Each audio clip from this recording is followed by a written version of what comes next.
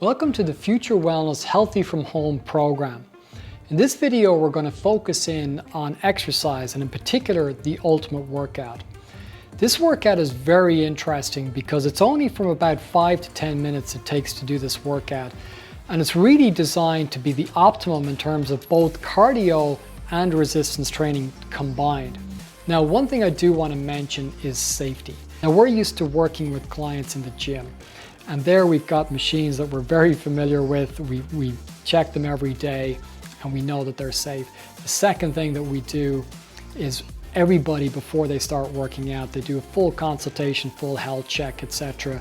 And we know that they can get started, and we'll gradually increase the intensity. We can't do that with a home workout. So please make sure that you're healthy enough, check with your doctor, etc. before you start any type of exercise program. So full disclaimer, this is just for informational purposes. But obviously if you can and you want to try this, that's completely up to you. But please make sure everything is very safe and very secure. So test everything first. Start at a lower intensity. So even though this is a high intensity exercise, start at a low intensity and gradually increase it as you go through. So now we're going to do the ultimate workout lower body section. So the lower body consists of bigger muscle groups, so you should find it easier to get that heart rate up. Remember, intensity is absolutely the key to getting the best results. Whether you're just looking for better energy, better immune system, whether you're looking to lose fat, gain muscle, generally better overall metabolic health.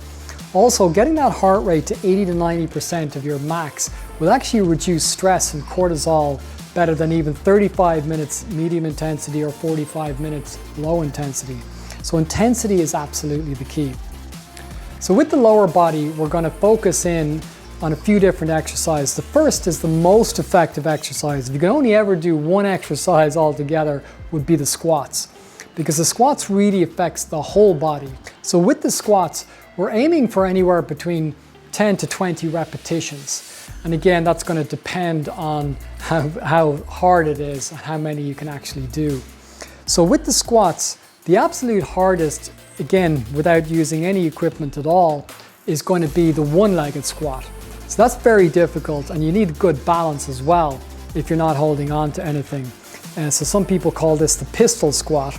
So essentially you're going to have one leg forward like that, and you're going to go down all the way like that, and then back up like that. So you could make it a little bit easier by holding on to something.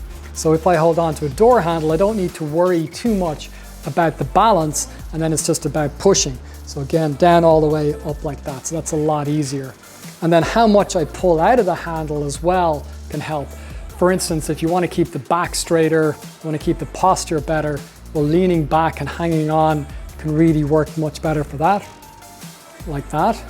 That works really well. So with that as well, there's another version where you can just come down about halfway. So again, just one leg. And again, if you wanted to do the balance, but just down as far as there. So when you don't go down as far, well then obviously it's easier as well. So we normally think of it as 3 levels: full squats, parallel, and then partial. So full is the hardest, parallel medium, partial is the easiest. So with the one-legged squats, you can go down all the way. Try looking after the balance yourself.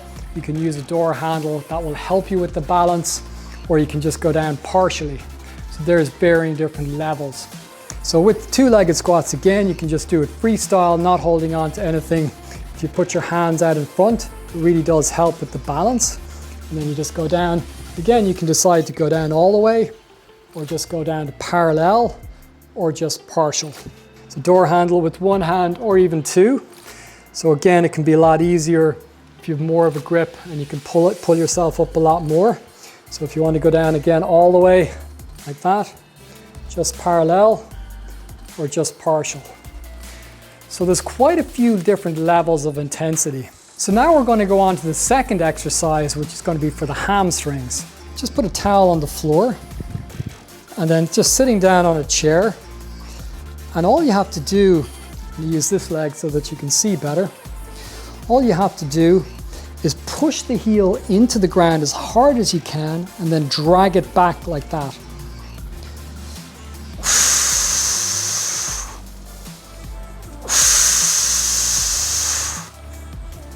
Now this will rely on basically how much you're going to push into the ground as to how much resistance is going to be on that. But if you push as hard as you can, it will get a good bit of intensity onto the hamstring. And then obviously each set you're going to push a little bit less, a little bit less. With those we normally just go for 3 sets of 7. And that works great for the hamstrings obviously on each leg. So that's the hamstrings. So the third exercise we're going to work on are the calves. With the calves we can increase the weight that's going to go onto the calf by doing 2 things. Number one, we can go 1 leg at a time. So with the calf raises, even if you don't have a step, this works very well. You can just lean up against the wall like this, and you're going to go back pretty far if you can, and that gets a good stretch on the calf. And then you're just going to come up like that, and then all the way back down. And obviously, if that's too hard, you can just do 2 legs at a time. So, and then depending on the angle, again, it's going to be the difficulty level. Now, if you do less of an angle, you are going to get less range of motion too. So that's where a step can be useful if you want to use a step instead. So if I go here, it's going to be a lot easier than here. But it is a way to reduce the resistance as you're going along from one set to the other. And the second thing is you can actually push against the wall, putting more weight onto the calf. So again, with the calf raises, I do 1 at a time, and I want to add resistance. I'm just going to push hard into the wall like that, and then there's more resistance.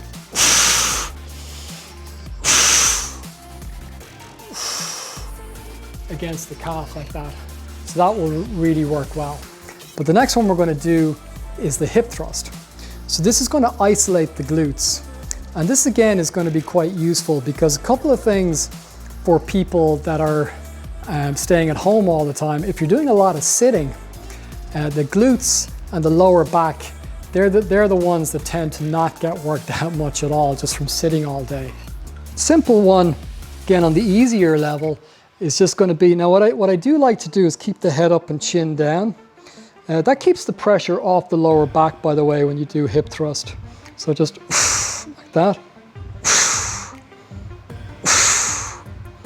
And if I want to add the intensity level, 2 things I can do. One is just do 1 leg at a time.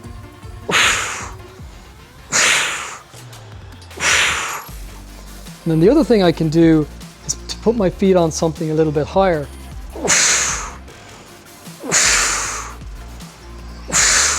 Like that. Or again, 1 leg at a time. And that's the hardest.